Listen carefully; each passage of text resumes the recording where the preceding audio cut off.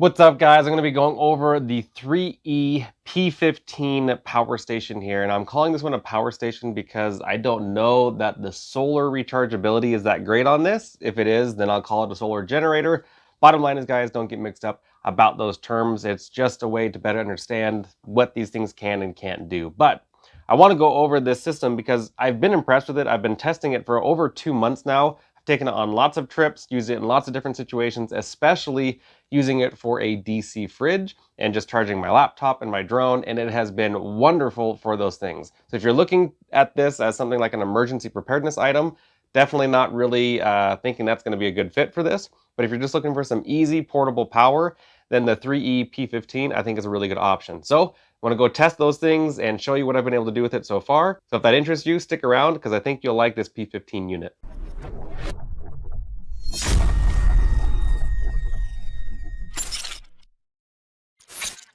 All right, guys, so off the bat, spoiler alert, I do like this unit, okay? Now, that doesn't mean it's perfect for every situation, so stick with me because I'm going to explain.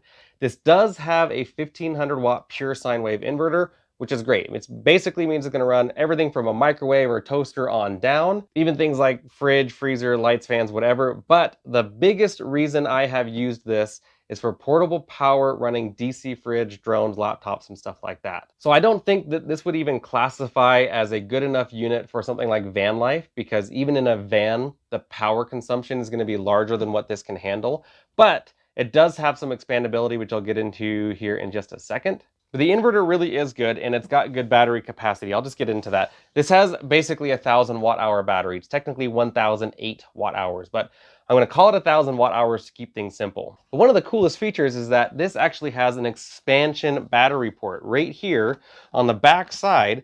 You can plug in another battery of the same size and actually the same battery that's in this unit. So that way I can actually get 2000 watt hours of battery. Now, doing that actually gets it to the same battery capacity as like this Ace Volt and the P2001 from Alcatel and stuff like that. Even similar to the Flex 1500 from Energy. The 2000 watt hour battery is the same size battery that comes on the Titan solar generator, which is much bigger than this. So that battery expansion is actually pretty impressive. Now, some of you guys are gonna hate that it's lithium ion and not lithium iron phosphate. I get that, but think about it. This is not meant to be some super powerhouse system. It's meant to be lightweight and portable, which is why they use lithium ion, because lithium iron phosphate is much heavier. Now, the weakest link that I see in this system is actually the solar input.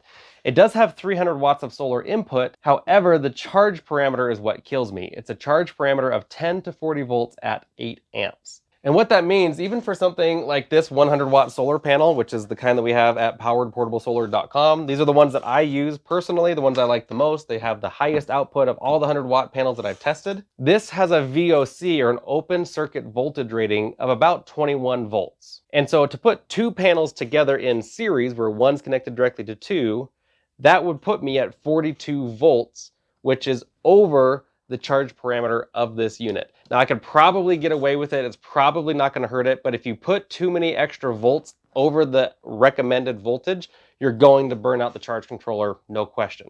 And so it's really hard, even though this has a 300 watt charge controller, I have not been able to get 300 watts to go into it, which is the big problem that I'm having. So that's the biggest fault in this system. If they had just made a charge controller that had a little bit better charge parameter, then I could easily connect up to 300 or 400 watts to get that full charge to go into it.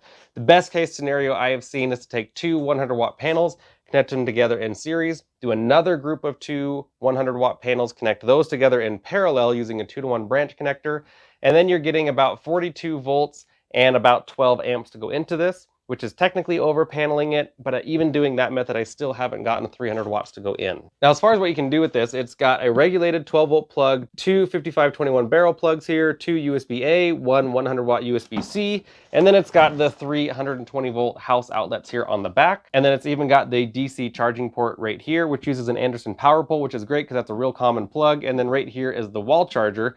And that's one of the things I like a lot about this P15 unit, is this storage space right up here. I actually can keep the whole wall charger right here. There's no big power adapter brick on it, so that keeps life really easy. I got a car charger right here, and then as well the Anderson power pole to MC4 adapter for solar charging. I keep the user manual in here as well, but EcoFlow has done similar things where they are using the tops of their batteries as storage compartments, and I really, really like that because it keeps life so much simpler. When you're just trying to grab this and get going, you know everything's there ready to go. Another cool feature is this does have a light built in here on the top. Now, I've griped about lights in the past, and one of the main reasons is because they take up real estate and they're really not that great. They take up the real estate here on the front or on the side or whatever. This one is tucked away, and I have found this to be bright enough. Recently on a camping trip, my kids were making bead bracelets and necklaces and stuff. And with how bright this is, it's plenty enough to do activities like that. So it's good enough for simple activities, but obviously I wouldn't use it like a flashlight. Now, a 1500 watt inverter is gonna be plenty to run a lot of simple things, which is what makes it so good for portable power. The real most common way that I've used it, I've done this multiple times, I'll put up pictures here. I went to a hand-to-hand combat training class recently. It was 3 days in the sun, outside, super hot, and I wanted to make sure I had ice cold water and cold food and everything ready to go so that way I could keep myself going as best as possible.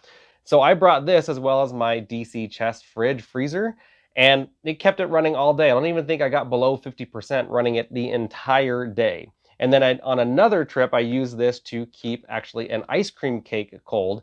We had a long ways to go to get to our destination. It was hot out, and I didn't want to take a normal cooler and get a bunch of dry ice or anything like that. So I just took this, took my DC fridge, put it all the way down to the coldest setting so it was working like a freezer, put the ice cream cake in it, and it was perfect when we got there. Still good to go. I've also used this just for simple portable power for my laptop. You can even use it like a projector or a sound system or anything like that. This is really good for that. But if you're looking to be able to recharge this with solar, it's really just not that great. But the wall charging is incredible on this. It goes at about 800 watts charging. And so this will charge up to about 80% in just an hour, which is pretty impressive. Now, normally I do a bunch of load testing and stuff like that, but I've had this system for over 2 months and I've already done a lot of that. And I know that this will do what it says it can do, but just be aware that the harder you use it, the less cycles you're gonna get. It's rated to 1,000 cycles. And so to help with that, that's one of the things that they've done with the settings here, is you can actually use this button right here. It's a multi-directional pad.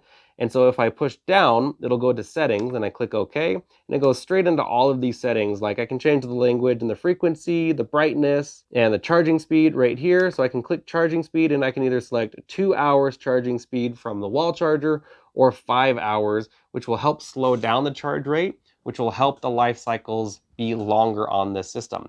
Now, they went with a lightweight system like this on purpose to make sure that you could get it where you wanted it to go. That's why they're using lithium ion. But with that, you're going to get less charge cycles, but you're going to get lighter weight. So there's a give and take there between lithium ion and lithium iron phosphate. So I like to keep mine on 2 hours because when I want this to charge, I want it to charge up quickly. And then one of the other cool features is the adjustable brightness here.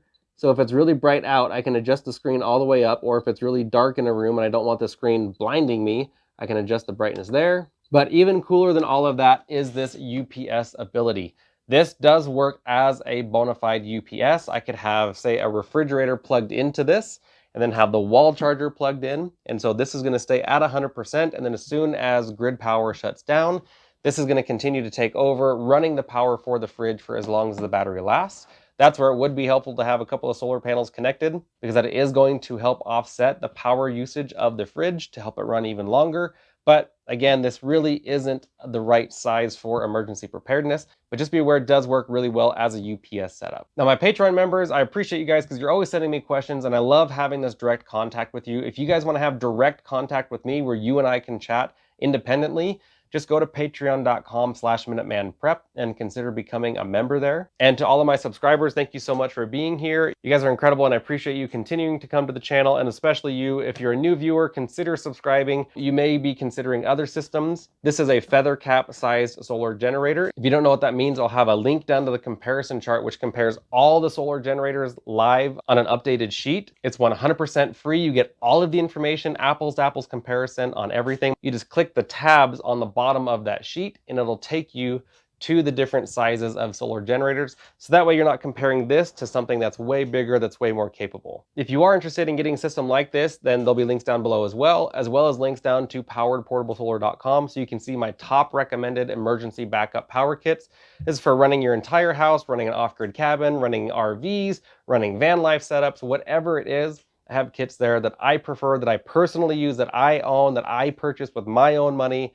And so I can test them for you so you know if they're good or not. So thank you again so much for being here. I appreciate you guys. Make sure you get prepared. Having emergency backup power is a really good way to do that. This, I don't qualify as emergency power completely, just because it doesn't have enough solar input. But it does work great as just a power station that I can recharge on the go here and there. So for that reason, I give it a thumbs up. But for emergency power backup, kind of a thumbs down. Shoot me an email if you'd like to info@poweredportablesolar.com. We're happy to help you with any questions that you have and find a kit that works perfect for you and your situation. Thank you so much. Be prepared. I will see you guys in the next video.